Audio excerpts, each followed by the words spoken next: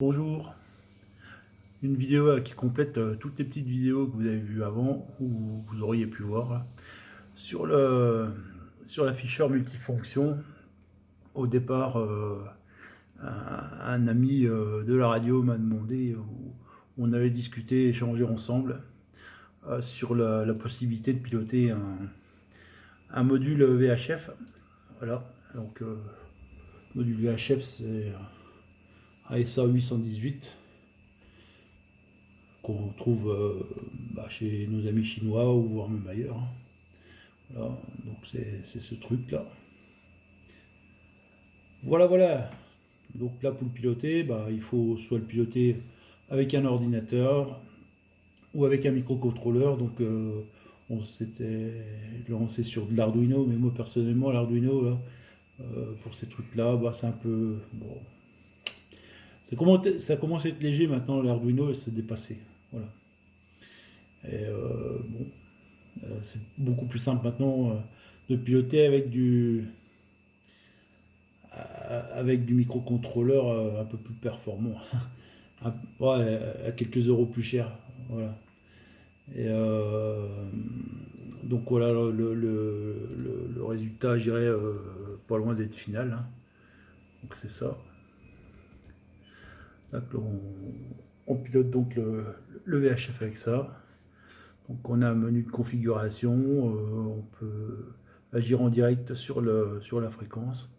Dans la configuration, donc si on peut y aller là, on peut modifier fréquence émission réception simultanée, et on peut modifier le shift.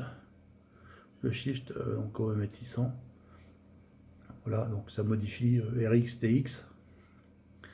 Ça c'est pas fait encore. Ça c'est le filtre. C'était CSS en RX et TX, ça c'est fait. Le squelch, le volume et la puissance qui peut être 500 mW à 1 watt. Voilà. Donc là on sort du menu ici. On va implémenter là pour mémoriser les changements pour la prochaine coupure de tension sur l'appareil. Puisque bon, ça reste du microcontrôleur, mais il n'y a pas vraiment de mémoire, je dirais ROM. Faut tricher un petit peu en écrivant dans au niveau de la RAM du programme. Voilà. Donc bon, on repart là-dessus. Et puis là, bon, on peut modifier les fréquences. Voilà, il y a même les canaux qui sont enregistrés dedans, hein. Les canaux des relais par exemple. Mais ça, on peut les ajouter dans le menu ou dans le programme. Je suis dans les 146, c'est beaucoup trop. Je vais descendre un peu quand même. Parce que là, il n'y a rien de mémorisé forcément là, puisqu'on est sur les fréquences. Voilà, j'ai les relais qui sont affichés là. Le R6X, par exemple dans les Vosges, ce serait le R2X à écouter par exemple, ou voire même émettre dessus si on a le droit d'émettre sur ces fréquences. Voilà. Quoi d'autre? On a un vumètre là, qui fonctionne avec un microphone qui est ici là. Mais microphone, c'était pour simuler le module. Moi je n'ai pas le module. Et on peut aussi changer la fréquence avec ça là. Là j'ai un petit vernis là, qui est assez sympathique là. Voilà, et je peux changer avec ça. Voilà, en tournant le vernis. Voilà, ça c'est. Normalement c'est prévu pour la commande numérique. Ça vaut pas très cher, hein. Ça vaut aussi 7 euros.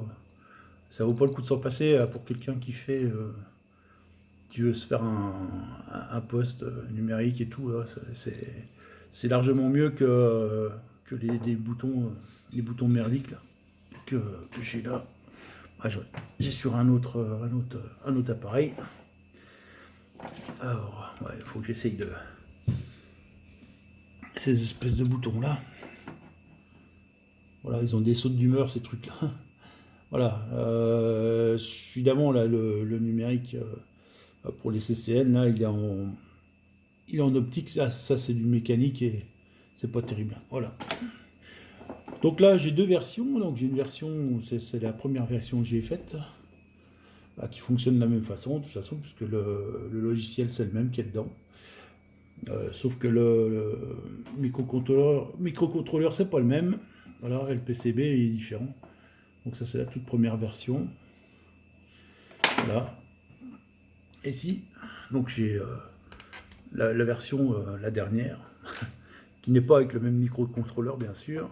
Voilà, et on peut mettre de l'option derrière. Voilà, il y a encore de la place pour mettre des trucs supplémentaires. J'ai deux entrées ou sorties analogiques, là pareil.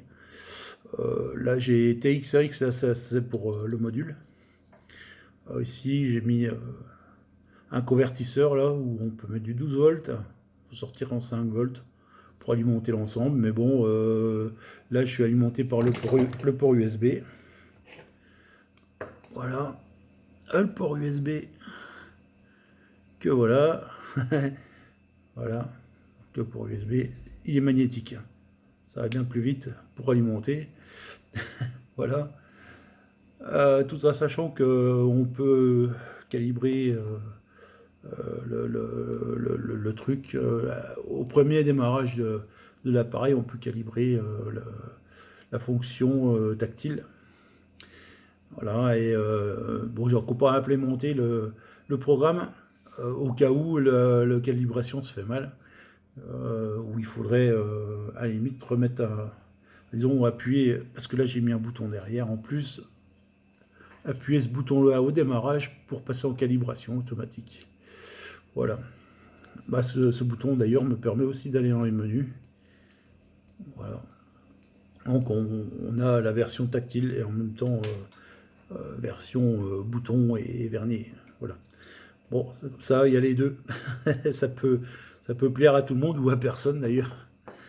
Voilà. Pour le truc, il faudrait que je rentre, pour ceux si vraiment ça intéresse du monde, je peux essayer de rentrer dans le détail sur la programmation, sur le matériel, donc l'afficheur, le microcontrôleur. Hein. Microcontrôleur, c'est un ESP32, voilà, qui est pas très cher, ça vaut plus grand chose. Et on est loin d'aller jusqu'à sa puissance maxi. Hein. Voilà, là il est tout content hein, sur des applications comme ça. Quoi d'autre de plus à dire là-dessus? Bah, je vais terminer cette vidéo. Hein. Voilà, et s'il y a des gens que ça intéresse, bah, je referai d'autres vidéos pour aller plus loin sur le sujet, puisque bon, il y a beaucoup de choses à partager. Au niveau de la carte derrière, là, donc c'est une carte que j'ai fabriquée chez JLPCB, là. Donc bon, si ça intéresse du monde, je partagerai aussi l'adresse et tout, ou voire même s'il y a besoin, envoyer les PCB. Mais bon, par contre, je fais un supplément parce que les frais de port sont chers. JLPCB sont pas chers, mais les frais de port sont très chers. Et donc, voilà, j'ai commande par 5, ça a un certain coût. Voilà. Bon, bah, les bonnes 73, comme on dit, quand on fait de la radio, ou au revoir quand on fait pas de la radio. Et puis, à une prochaine. Au revoir.